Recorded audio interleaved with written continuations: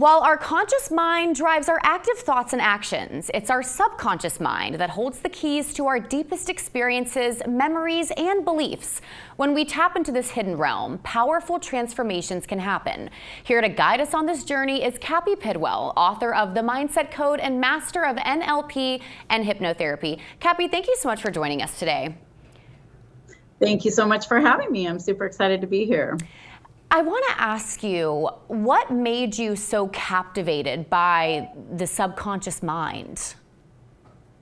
Well, I think like everything that people do that they find a passion in, it's usually through their own personal experience. So 30 years ago, I had lockjaw and I was very stressed out, and the doctors wanted to break my jaw and wire my mouth shut and do all these extensive surgeries. And somebody suggested I try hypnosis. And at the time, 30 years ago, I was extremely skeptical, but very desperate.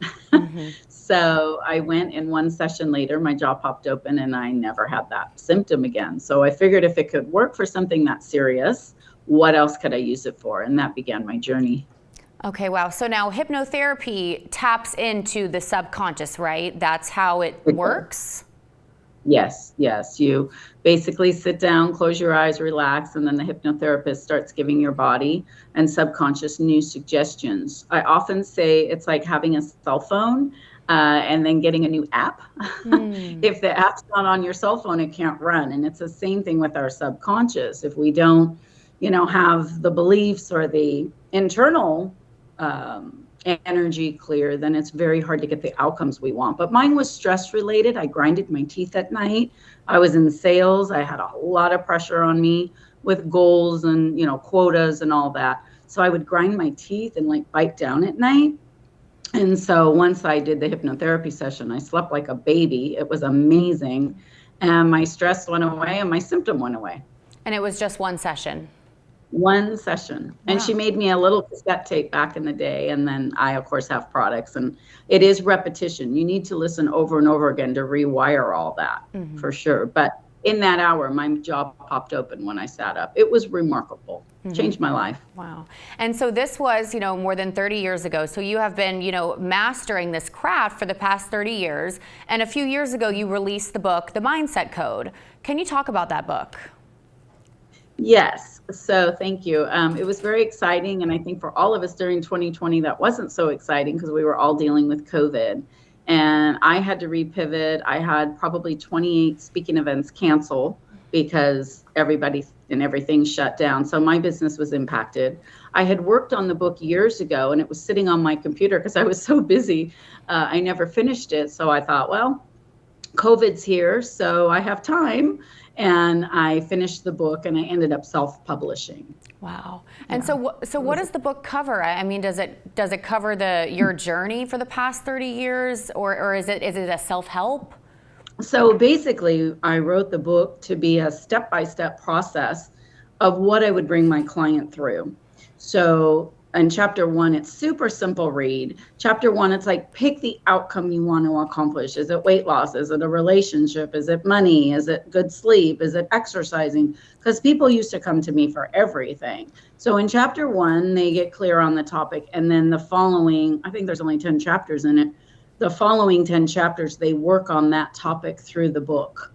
And it really is my subconscious steps, pick one topic. Then there's sessions in there that they can read on their phone. I also sell those sessions if they want to get them and don't want to do it themselves. But it's really powerful for people to start to understand how the subconscious mind works, because I certainly didn't know. So it's more of an education and then step by step, super simple, easy application. Yeah, it's very powerful. And now what would you say are the biggest misconceptions when people hear, the term subconscious? Yeah. Well, when you think about it, modern medicine came around in whatever year, but prior to that, people were using, herbs. That's all they had access to, natural medicine, chanting and meditating in temples. I mean, this is not new information. And I think as society evolved, it became like, oh, that's bad. Right. And, they're going to hypnotize you and manipulate you. And then we started seeing stage shows of people dancing with broomsticks and, all the things. But that should show everybody how powerful the mind is. And why don't we maximize that and leverage that for positive outcomes versus dancing with a broomstick or quacking like a duck? But that misconception, I feel like it's something I've overcome for 30 years, educating people about the subconscious mind. And when they begin to access the power that we're all gifted with, there's nothing strange about it. It's already there.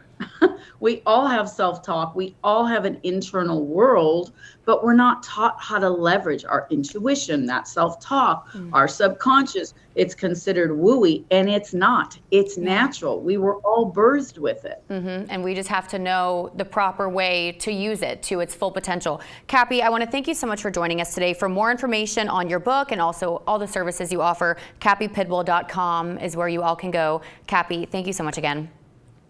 Thanks for having me. We're back after this.